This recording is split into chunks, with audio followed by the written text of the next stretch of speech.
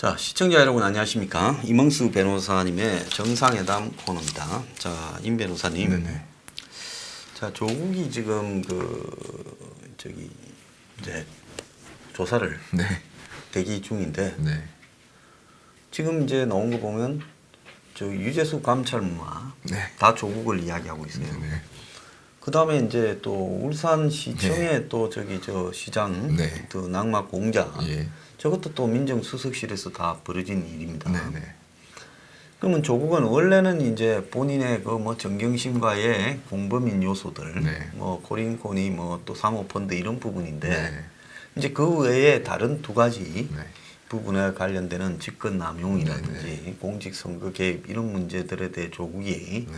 가서 조사를 받아야 되는데 네. 지금 앞에 지 개인에 관련되는 문제에 대해서는 조국이 전부 이렇게 말하지 않겠다. 진술 거부권을 행사했지 않습니까? 그렇습니다. 그런데 만약에 이 유재수 문제나 지금 민정수석실에서 벌어졌던 울산 공작에 대해서도 말하지 않겠다. 네. 이렇게 하면 네. 이제 그거는 또 차원이 좀 다른 문제 아니겠습니까? 이제 그 정경심과 관련된 이제 그런 사건에 대해서는 뭐 다 이제 기억하시겠지만 현재로서는 이제 뭐 정경심도 자기는 죄가 없다고 주장하고 있지만 또 결과적으로 그런 특히 이제 펀드 관련된 거는 어쨌든 조국은 모른다. 정경심 그 본인이 혼자 다 결정하고 집행한 거다. 이렇게 지금 얘기가 돼 있는 상황이고 뭐 계좌나 뭐 이런 등등에 대해서도 일부 내용만 이제 들어 있는 것이니까 뭐 경우에 따라서는 조국이 진술 거부를 이제 하게 되면은 뭐 혐의가 인정되지 않거나 또 기소가 된다 하더라도 무죄가 될 가능성이 없지 않다고 보이는데 지금 말씀하신 유재수 건, 뭐 울산시장 선거 개입 건 이런 등등에 대해서는 지금 핵심적인 관계자들이 전부 조국한테 뭐 지시를 받았거나 조국의 어떤 그 허락을 받거나 다 이런 것들을 지금 다 진술 다 일치한 상황이기 때문에 이 상황에서 조국이 진짜 다 이전의 사건처럼 이제 진술 거부를 행사하게 되면 검찰로서는 뭐 진술 증거가 다 확보돼 있으니까요. 그거는 뭐 진술 거부를 행사해야 될 하등의 이유가 없는 거죠. 자, 그러면 지금 이런 건까지 추가되어 가지고 지금 조국에 대해서 지 앞에 부분과 관련해서는 뭐 위조, 네네. 뭐 사문서 위조라든지 또 조국과 관련되는 부분의 사모펀드 네네. 뭐 이런 부분과 관련되는 뭐 공직자윤리법이나 이런 부분 관련해서는 조국이 뭐 불기소될 수도 있지 않겠느냐 봤지만은 지금 유재수 감찰 무마 부분은 전부 조국이라고 이렇게 하고 있어요. 네, 그렇습니다. 그래서 이 정권이 초창기에 박근혜 정부에 대해서 직권 남용으로 네. 얼마나 많이 이랬습니까? 그렇습니다. 예를 들어서 뭐 김기춘 실장이 깜빵을 살다가 네. 구속 만료돼서 놓은 부분도 결국은 직권 남용 그렇습니다. 부분이지 않습니까? 네, 네. 뭐 화이트 리스트부터 뭐 이런 직권 남용이지 네, 않습니까? 네. 그런 부분에서 사실 비서실장이 그 부분에 직권 남용을 했을까라는 부분에 참 그 우리가 상식적으로 보면 정치의 통상적인 정권 잡은 사람들의 권력이 하던 행위처럼 비춰진 거 있지만 직권 남용으로 엮으니까 네. 그렇게 처벌까지 지금 형까지 오랫동안 살고 있지 않습니까? 그래서 논란이 굉장히 사실 많은 부분이고 그래서 사실은 저 이런 부분 그러니까 이런 그 직권 남용으로 이제 무더기로 기소한 부분에 대해서는 사실 검찰과 특히 윤석열 검찰총장의 좀 비판적인 견해를 뭐 가졌지만은 어쨌든 수장님께서 말씀하신 것처럼 지금 무수한 사람들이 자기 권한이 사실 특히 뭐 비서실장이나 청와대 같은 경우에 이제 그 수석도 마찬가지지만 권한의 그 범위라는 게 사실 딱 법처럼 정해져 있는 게 아니기 때문에 그래서 이제 그런 부분에 대해서는 좀 여러 가지로 좀 논란의 여지가 있었는데 어쨌든 말씀하신 것처럼 법원에서 다 유죄까지 판결까지 다 인정을 한 상황이니 조국 같은 경우에도 뭐 그런 경우 그 자기가 그런 걸 지시했다는 게 확인이 되면 직권남용의 혐의 그 유죄는 피하기 어려울 거로 생각이 듭니다. 자, 그렇다면 검찰은 조국에 대해서 지금 구속영장을 이렇게 발부하지 않겠습니까? 그렇습니다. 자, 그러면 과거에 김기춘 실장이 구속될 때나 조윤선 장관이나 뭐 수석이 구속될 때보다 조국이 구속이 훨씬 더 딱 떨어지게 지금 증거나 자료들이 있지 않습니까? 그러니까 뭐 핵심적인 관계들의 진술이 확보돼 있으니까 그 이상의 증거가 없는 거죠. 예. 자, 그렇다면 조국은 침묵하면 만약에 영장실질심사를 받을 때 그때도 난 진술 거부권을 행사하겠다고 그렇게 하겠습니까? 그게 안 되는 거죠. 그러니까 뭐 예를 들어서 소장님하고 어제 소장님하고 저하고 둘만 이제 밀폐된 장소에서 네. 돈이 없어졌습니다. 네. 그래서 두 사람 중에 한 사람이거나 둘 다이거나인데 네. 저는 절대로 내가 가져가지 않았다고 저는 우기는데 네. 소장님은 가만히 계시게 되면 당연히 그 모든 잘못을 뒤집어 쓰시게 되는 거 아닙니까? 네. 그러니까 저는 이제 예를 들어서 제가 뭐 황모 하시는 분이 네. 그 돈을 가져가는 걸 좀 봤습니다. 이렇게 진술을 하는데 그러니까 조국도 딱 그런 지금 딜레마에 걸려 있는 거죠. 자, 그러면 조국은 자기 개인과 관련되는 범죄는 진술 거부권을 행사하고 여기 국정원 그러니까 이 뭡니까 민정수석으로서의 부분은 진술 거부권을 행사 안 하는 이중적인 부분으로 할까요? 그렇게 제일 될 가능성이 높고 그 다음에 이제 뭐 울산시장 선거 부분은 또 뭐 조국이 뭐 송초로 지금 현 울산시장과 뭐 후원회장을 맡는 등 약간의 인연이 있지만 근데 그렇다고 해서 뭐 깊은 서로 인연이 있는 것 같지는 않고요. 그다음에 특히 유재수 같은 경우는 유재수도 조국을 모른다고 그랬고 조국도 유재수를 모른다고 그랬지 않습니까? 그러니까 뭐 이런 책임을 본인이 이렇게 좀 짊어져야 될 개인적인 이유도 전혀 없는 상황에서 이걸 진술거부권을 행사해가지고 자신이 모든 책임을 뒤집어 쓰는 경우를 당하겠다 생각이 쉽지 않죠. 옛날에 뭐 김기춘 실장이 화이트리스트 건으로 기소될 때 그 화이트리스트 건에 대해서 도와주라고 했던 사람이나 뭐 블랙리스트로 불이익주라는 사람들을 알았겠습니까? 몰랐지요. 그렇습니다. 근데 뭐 그렇게 벌어진 일들이지 않습니까? 네, 그렇습니다. 자, 그렇기 때문에 지금 조국 같은 경우에는 지금 이 민정수석실에서 벌어진 중대한 선거 공작행위 네. 부분에 대해서 조국이 지금은 뭐 이 개선에서 안 나타나오고 백운우도 빠져 있고 무슨 문모 행정관과 뭐 그다음에 이제 뭐 울산 황운하 뭐 이런 이야기들만 되어 있지만 이게 곧 또 여기서 안에서는 어떻게 되었는가에 대해서 문 행정관이라는 사람이 또 불려가서 조사받을 때 언급을 할 수밖에 없지 않겠습니까? 그렇습니다. 그거 말고는 조사할 내용이 또 뭐가 있겠어요? 지금 검찰에서 나오는 거는 문 행정관이 뭐 보고해서 만드는 작성 자료나 또 울산에서 무슨 뭡니까? 송초로 밑에 그 부시장 송병기가 작성한 수준을 넘어서는 고도의 문건이다. 문건 수준이. 그래서 각지의 정보기관 망들이 다 이렇게 취합된 한마디로 이 김기현 비리 뭐 완전히 백과사전처럼 돼 있다. 이렇게 지금 이야기를 하지 않습니까? 그렇습니다. 그리고 송병기를 울산의 경찰은 이 가명으로 또 조사를 해서요. 참고인을 가명으로 할 만한 그런 부분이 있는지도 지금 의문이고요. 그렇습니다.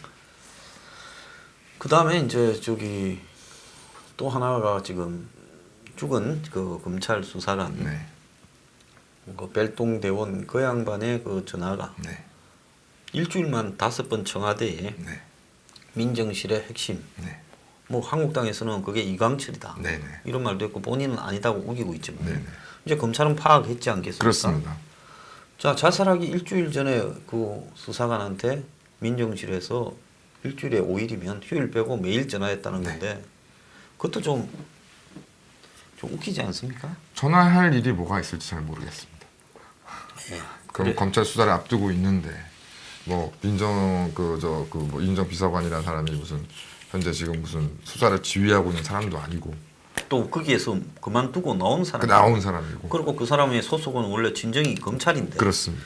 검찰에 있는 사람한테 전화해서 뭐라고 이야기한다는 게 오해받을 소지가 훨씬 많은데도 그렇습니다. 그다음에 뭐 만약에 이광철 민정비서관이 전화를 걸었다면 또 본인의 재직 시의 또 일도 아니지 않습니까? 본인 재직 전에 있었던 일인데 그걸 가지고 그렇게 자주 통화해야 될 이유가 무엇인지 통화를 한다 그러면 뭐 어떤 얘기를 했는지 뭐 둘 사이에 뭐 친분이 그래서 뭐 이광철 비서관 같은 경우는 민변 출신으로 제가 뭐 언론 보도하고 변호사죠.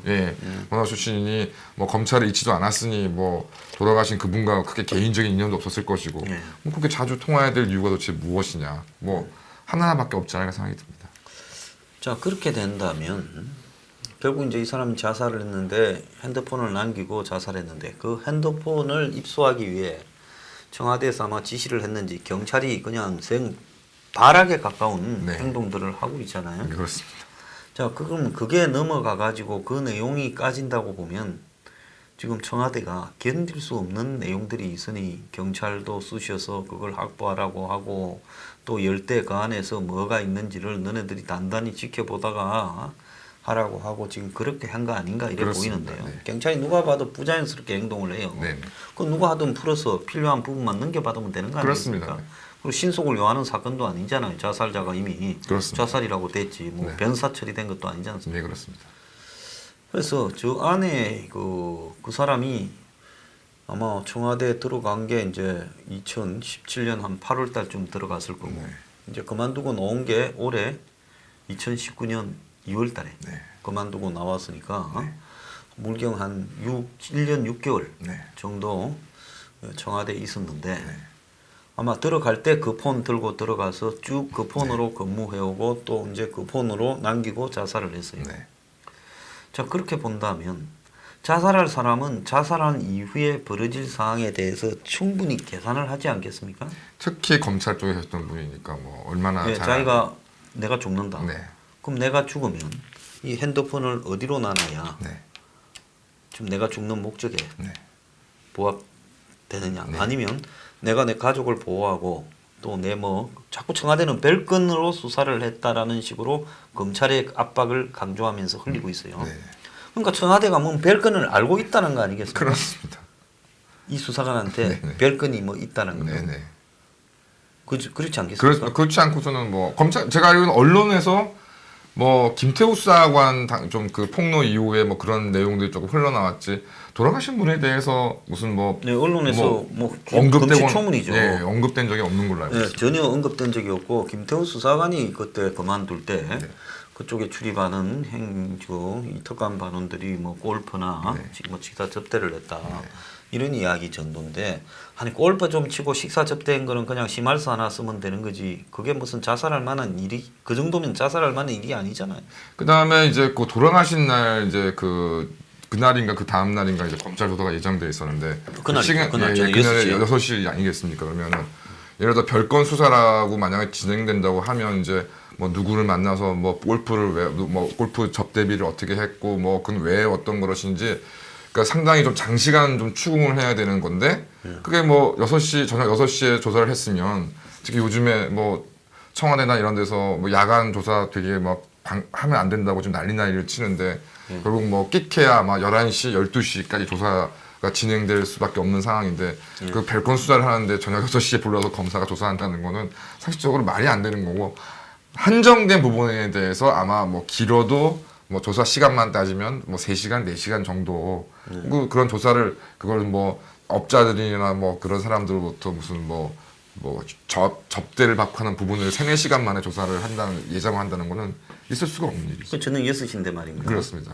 그럼 그 저녁 6시 가면 그야말로 뭐 밤을 새워서 하려고 할 거 밤 새울 만큼의 핵심적인 인물도 아니잖아요. 아니죠. 예. 참고인에 불과한 사람인데요. 그렇다면 그 사람한테 뭐 밤에 기껏해야 12시나 1시 정도면 그렇습니다.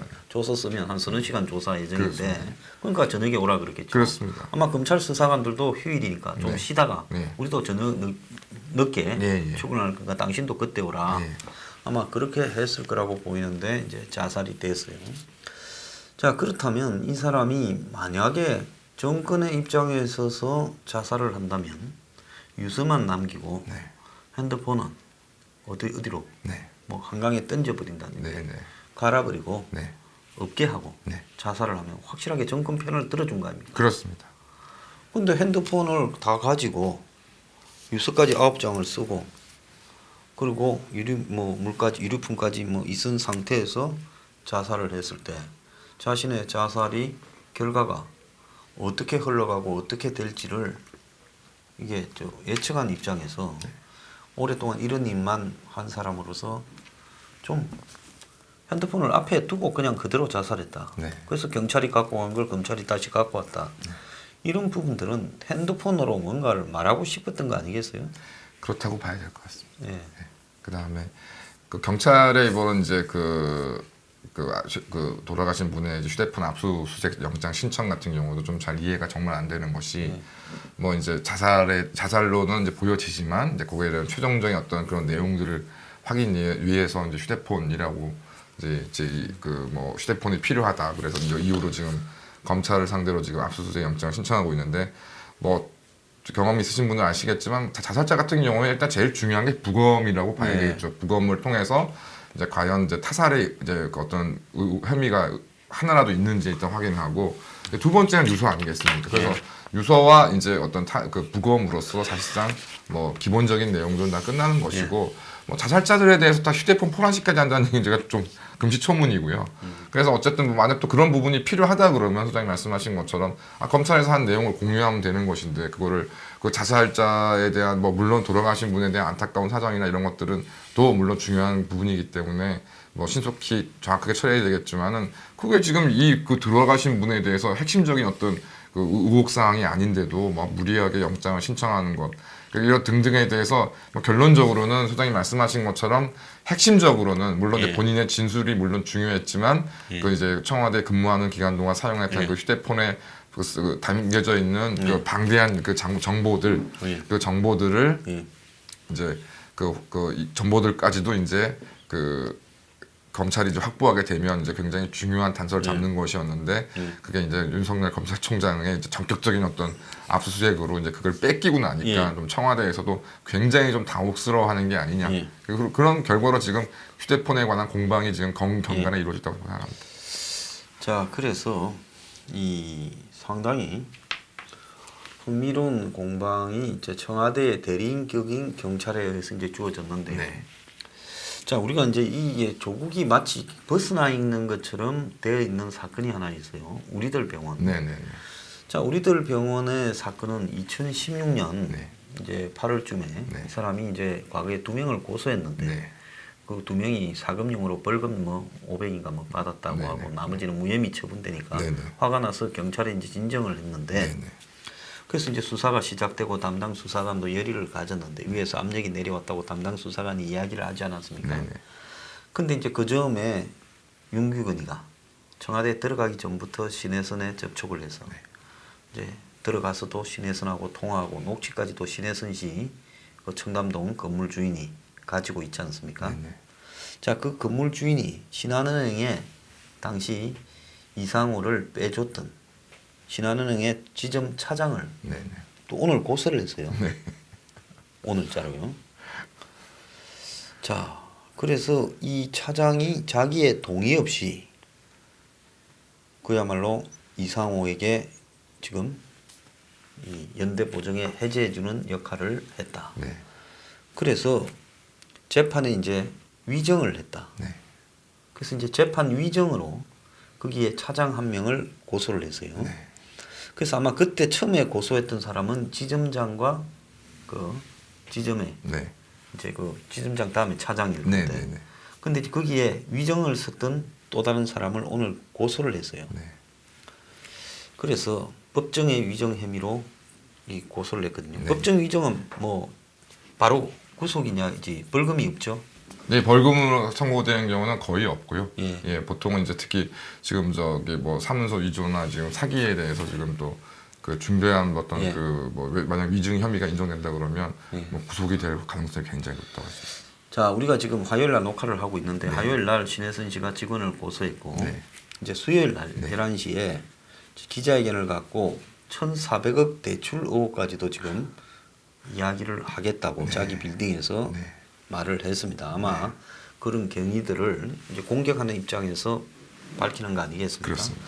자, 그렇게 된다면 지금 윤규건이가 민정수석실의 직원으로 있으면서 그 서초경찰서의 신혜선 씨의 진정권 수사가 진행되고 있는 걸 컨트롤해서 네. 거기에 이제 힘을 뺐다. 네. 그리고 더 나아가서 이제 이 건이 이제 경찰은 아주 작은 부분 이제 사문서 위조 부분 그 부분만을 가지고 이제 검찰에 넘겼는데 검찰이 또 6개월쯤 물어다가 무혐의라고 했지 네, 않습니까? 그렇습니다. 근데 그때 이제 이 청와대 민정수석실이 윤규건과 또 다른 통로로 아마 검찰, 경찰을 다 컨트롤을 했겠죠. 네. 그러니까 검찰도 5분만 불렀지 않겠습니까? 그렇습니다. 그리고 배성범입니까? 서울중앙지검장이 네네. 국감 때 최이배 의원이 10월 달인가 물었잖아요. 네네. 아니 내용들 보면 혐의가 있다고 해놓고는 와 결론은 무혐의 처분했느냐니까 이상하죠. 뭐 다시 보겠습니다. 이래 말을 했잖아요. 네네. 그래서 결국은 이 사건도 윤국연을 물으면 조국의 직권 남용하고 윤국연이 청와대 민정수석실에 보고하지 않았겠습니까? 그렇습니다. 누구한테 보고하겠습니까? 그렇습니다. 뻔하지 않습니까? 그렇습니다. 백원을 통해서 조국한테 가지 않았겠습니까? 네.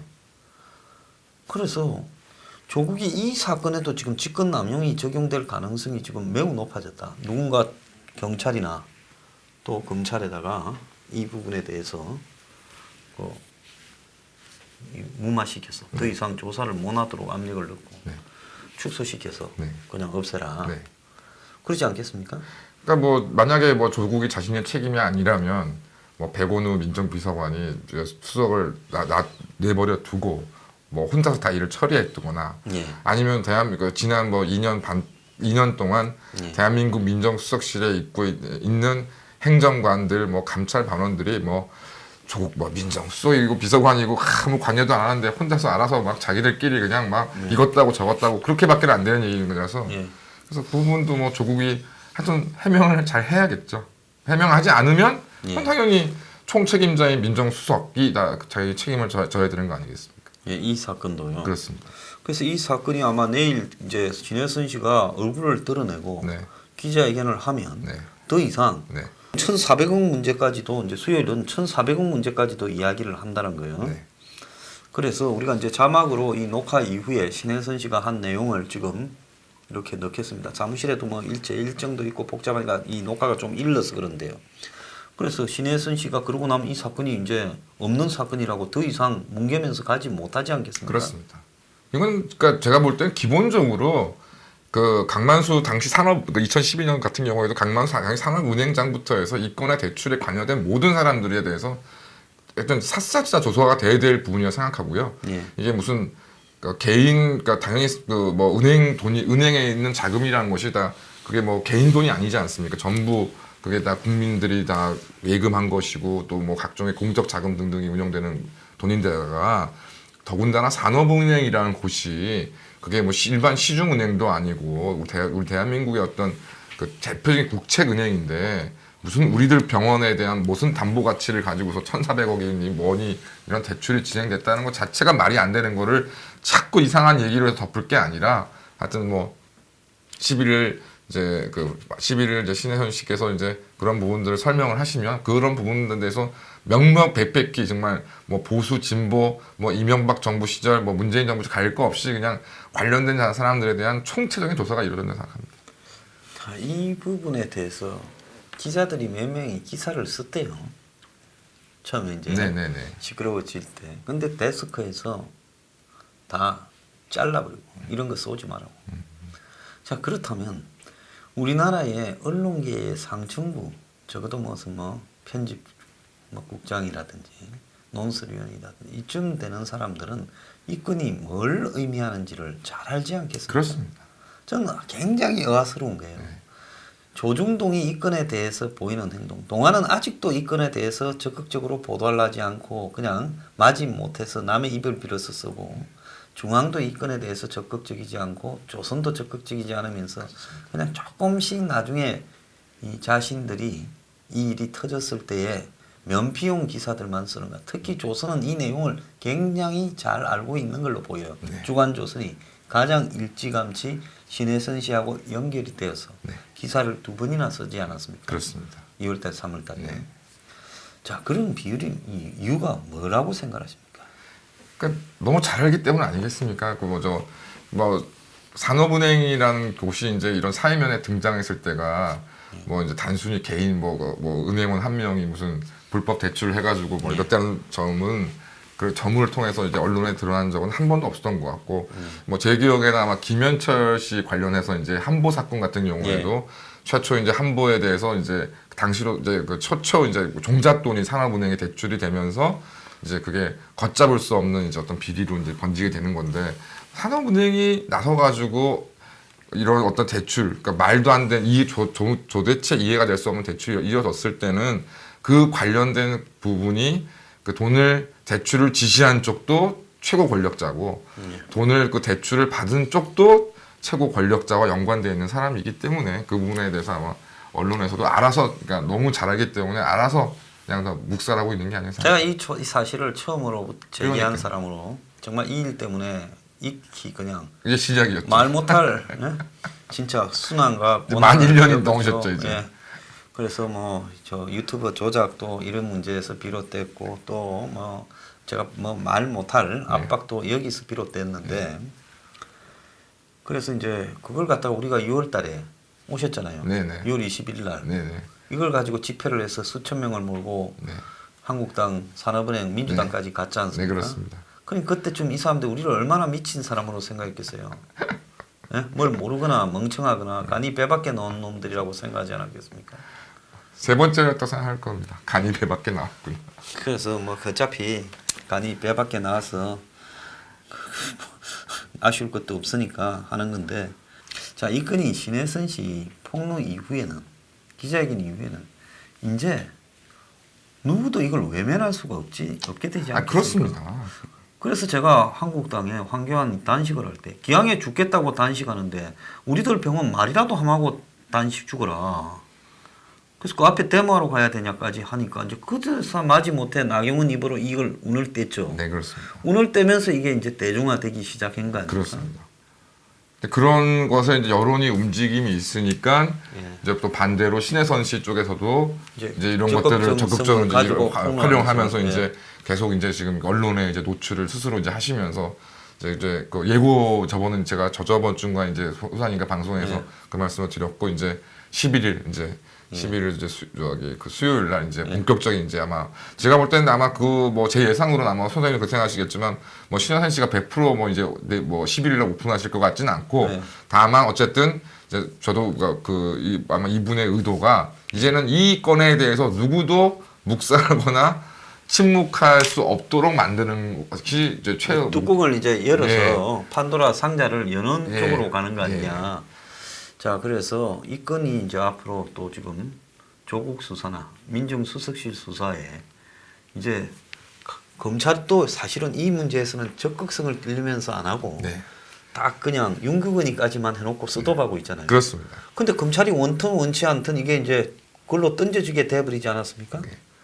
그러니까 이제 황교안 대표나 자유한국당이 정말 이런 일들을 해줬어야 되는 거죠. 그러니까 뭐 검찰도 뭐 내용이 그러니까 산업은행에 관련된 일인데 내용이 뻔한 거 아니겠습니까? 누가 지시하고 누가 이것을 이득을 보는지 다 알고 있는 걸로 보였어요. 예. 서울중앙지검장 발언 모양을 보면. 그래서 이제 뭐 예를 들어서 검사나 판사들이 이제 자기가 어떤 이제 생각이 따로 있는데 무언가 다른 요인에 의해서 결론을 바꿀 때 제일 잘 그러니까 일종의 뭐 소심한 반항이라 볼 수도 있는데 이제 그런 결정문이나 판결을 쓸 때 말이 앞뒤가 안 맞도록 일부러 쓰는 경우도 굉장히 많습니다. 예, 그러더라고요. 그래가 나중에 자기가 빠져나갈 그렇습니다. 방식을 내가 이랬는데 사실은 누가 위에서 이래서 나도 도리가 없었다고 이제 위에다가 걸어버리는. 아니면 이제 예를 들어서 이제 뭐 자기는 일단 뭐 이렇게 원하는 처분을 해주고 이제 근거는 이제 그 결정문에 남겨둬서 나중에 그게 뭐 항고가 되든지 재수사가 됐을 때는 오히려 그 근거로 인해서 자기가 생각한 결론이 나오도록 일부러 이제 만드는 게 있죠. 자, 그래서 이 건도 지금 그렇게 가고 있습니다. 그래서 이제 신혜선 씨의 기자회견 이후에는 이 건도 검찰의 지금 문 정권에 대한 수사의 한 축으로 그렇습니다. 이제 번져갈 수밖에 없다 이렇게 보이고요. 한국당이 제가 볼 때 조국을 지금 우리들 병원과 관련한 직권남용 혐의로 저는 고발하는 게 맞다고 이렇게 보고 있습니다. 그렇습니다. 자, 여기서 오늘 1부 마치겠습니다. 감사합니다. 감사합니다.